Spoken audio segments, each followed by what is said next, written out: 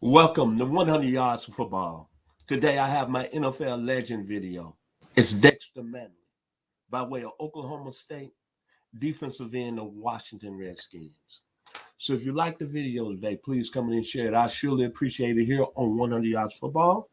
I'm Mr. Football Vincent Turner, and I want to give special thanks to my producer, Mr. Logan Landers, for making it happen this morning. Dexter Manley, defensive end, Washington Redskins. I guess a lot of people are asking me, well, Vincent, why are you doing Dexter Manley as one of your NFL legends? Well, I tell you why. I think he was very underrated as a football player in the NFL. And don't get me wrong, Dexter Manley had his issues, no question about it.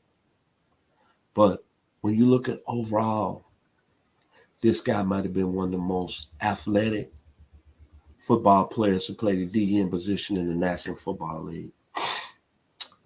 And the one thing to take away from this, in his career, he had 97.5 sacks, two-time Super Bowl champion, one fumble return for a touchdown, and then in 1986, the only year he made the Pro Bowl, he had 18.5 sacks. And then the previous year, he made 15 sacks.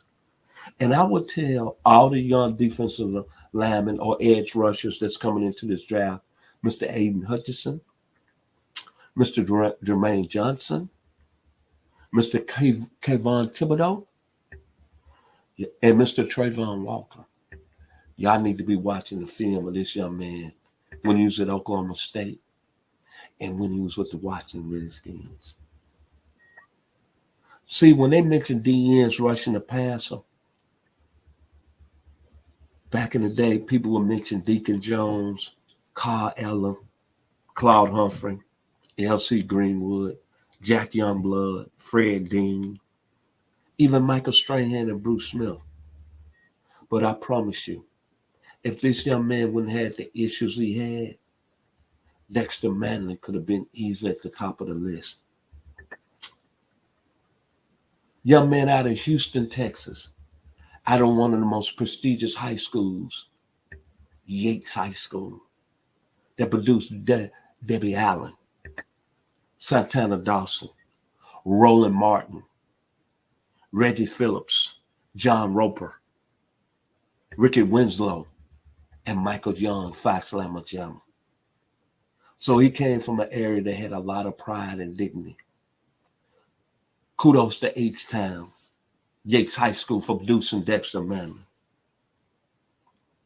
But I tell you, the first knowledge that I knew of Dexter Manley, and I seen him play up close and personal, I was a sophomore in Little Rock Memorial Stadium, Arkansas, playing Oklahoma State, 1979.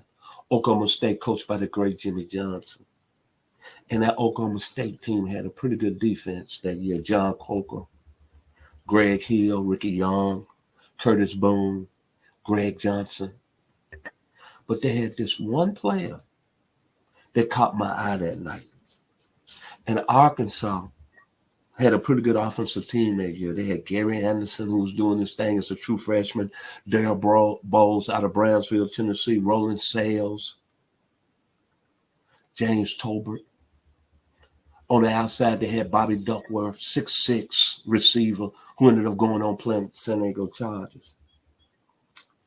But there was a guy who was playing DN, sometime lying on the line of scrimmage.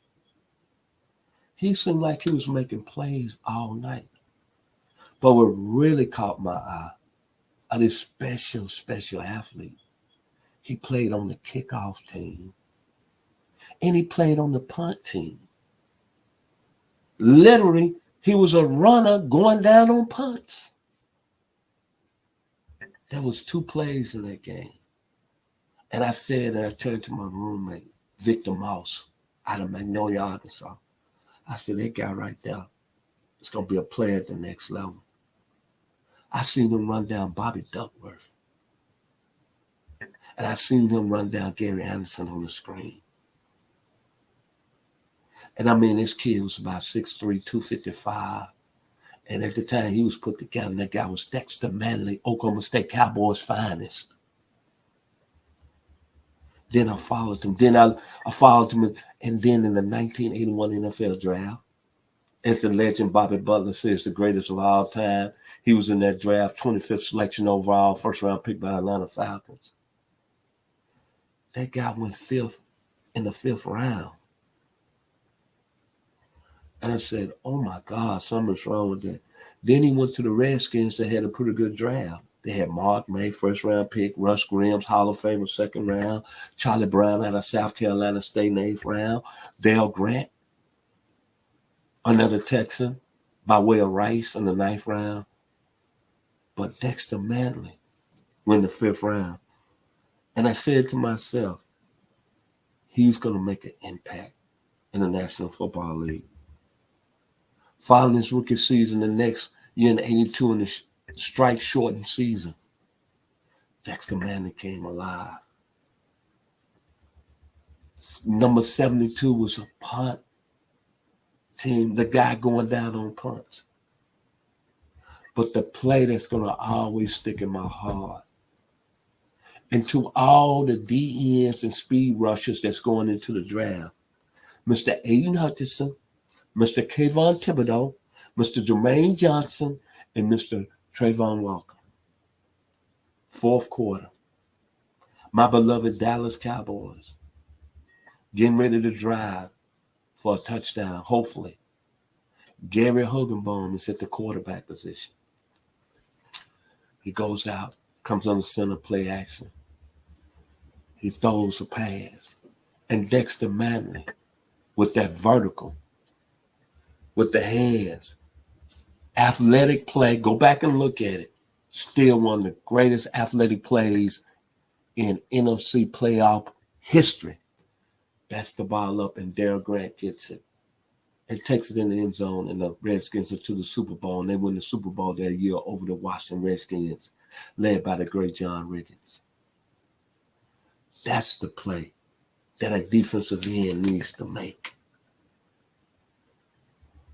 And see, Dexter Manley's skill set, the instincts were off the charts. He was explosive.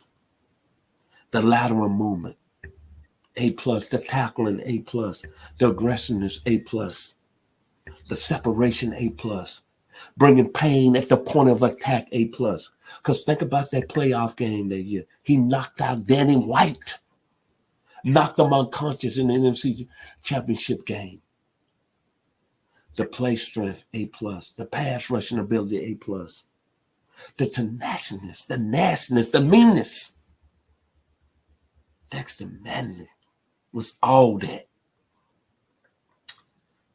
I'm just so sorry that some of the things that demons took him from really his skill set in the National Football League. Because, man, if he could have just been focused and stayed on the level that his skill set was, Dexter Manley could have been maybe the best that ever played the position. I'm sorry. You might think I'm crazy, but go back and look at his early film, and then go look at his film at Oklahoma State.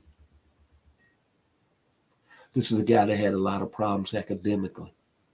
But just think if he would have woke up and not had those other problems, how great a defensive football player he could have been. The eyes of Texas, baby. And when I saw him at Oklahoma State in 1979 on that AstroTurf at Little Rock Memorial Stadium, I knew then that young man was going to be special at the next level. He won 2 Super Bowls, ended up a Super Bowl champion. He's had some problems after the game. But today, Mr. Dexter Manley, I just want to say, I respect you. I love you. I admire you. You're one of the greatest defensive end football players with a skill set that I ever saw. And when it was on display, it was at another level. And Charles Mann should be very thankful to you, because you made his career very easy.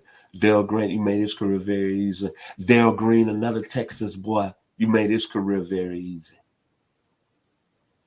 This guy was that thump. Dexter Manley was a football player. If you like my video today, please come in and share it. I surely appreciate it here on 100 Yards of Football. And to my producer, one more time, Mr. Logan Landers, for making it happen today. And to my platform, 100 Yards of Football, and to all the people associated with it, thank you, Jeremiah Long, Bobby Butler, Ronnie Keebler. Thank you. Dexter Manley, all I can think about when I hear your name, bad. Leroy Brown, the baddest man in the whole damn town on the south side of Chicago. Dexter Manley was Leroy Brown, brother. So if you like the video, please come in and share it. I'm Mr. Football, Vincent Turner. Thank you and God bless.